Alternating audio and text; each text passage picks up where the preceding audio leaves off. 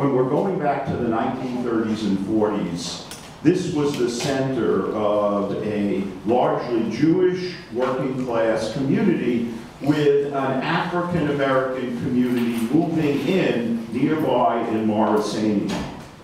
This neighborhood, which you would call Crotona Park East, was very heavily Eastern European Jewish, but it was one of the few neighborhoods in New York City, or for that matter, the United States, which peacefully welcomed African American migrants coming from Harlem into the Bronx in the 1930s and 40s. And the neighborhood between Boston Road and Prospect Avenue between 1930s and 40s became one of the most vital African American communities in the United States. Boston Road was filled with jazz and rhythm and blues and Latin music clubs. This is a history that we discovered from oral histories. And the people we interviewed who lived in Morrisania, many of them remember coming down here to the Jewish market.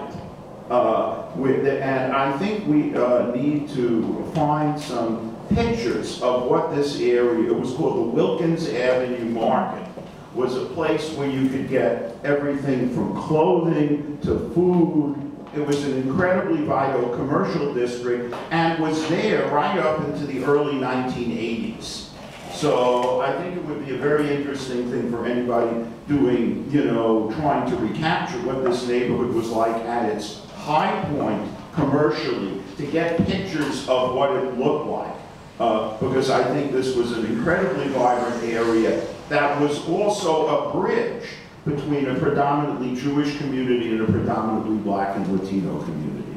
So there's that history, the Wilkins Market, and the role of this neighborhood is creating this incredibly multiracial, multicultural space, which was also the seedbed of an incredible musical tradition. The junior high school up the way,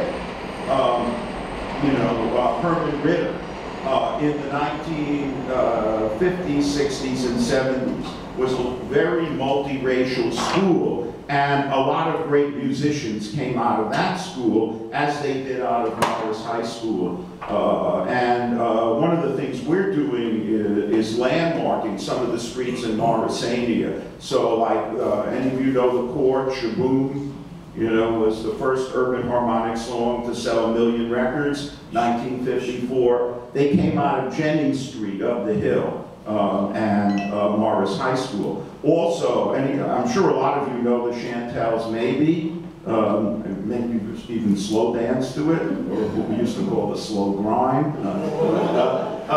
They were from were from St. Anthony of Padua's parish school. They were 8th graders there. So there's that whole history of this neighborhood. Then you have what was described as the period of disinvestment, arson, and decay. But ironically, this is also a time when this neighborhood is a center of musical creativity in hip-hop. The most important movie about the origins of Bronx hip-hop is Wild Star. And a lot of it is shot right in this neighborhood. And the biggest indoor venue for hip-hop was the Dixie Club at Freeman and Intervale Avenue. That's where Grandmaster Flash used to spin. And there are all these photos of this in Wild Star. So there is an opportunity to publicize the hip-hop history of this community. Not only that, we're in walking distance of the Bronx River houses where Africa Bambaataa, began spinning. So two of the great DJs who originated hip-hop are centered in this community, Grandmaster Flash and Africa Bambaataa. So even in what seems to be a terrible time, the creativity of the Bronx was being manifested here. The other thing is that in the midst of the disinvestment and decay, an organization evolved here called the Mid-Bronx Desperados, which is responsible for the beginning of the neighborhood revitalization.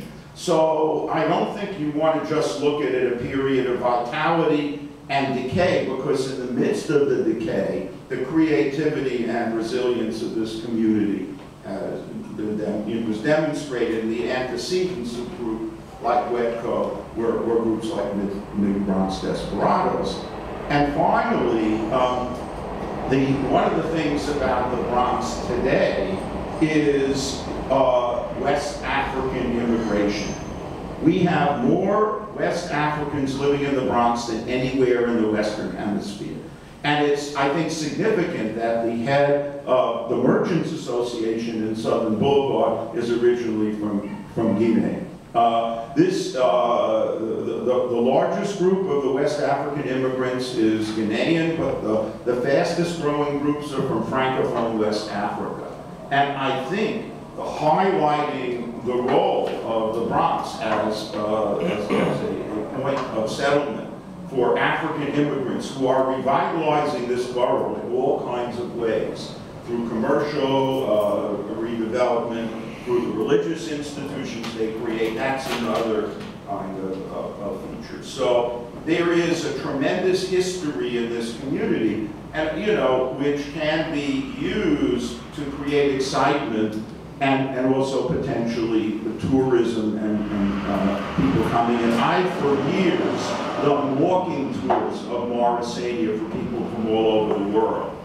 And there's a tremendous interest in the Bronx globally. So there's a cultural tourism opportunity here.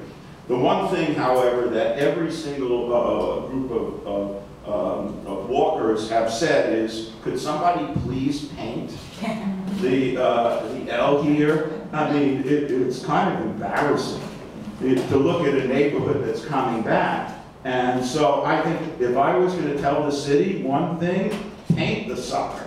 It'll make a huge difference. We've told them Dr. Mark over. Okay, but tell them Dr. Mark said so. And I'm an old 60s protester, so I wouldn't even sit in the mayor's office for that. They said next year. Yeah, one final thing, and this is, I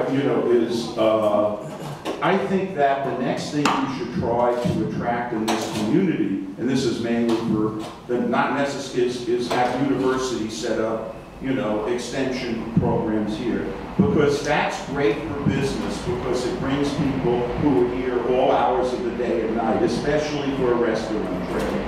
So if you could get a college, I would love for them to rent some space here, as which I think would be great for the university, but it's also great for neighborhoods. So that's kind of my comments. I am also available for anybody who wants to try to creatively use this historical material, which WEDCO has done with the Bronx Music Incubation Center. We do this history as a community resource, and so please take advantage. Thank you, Dr. Mark.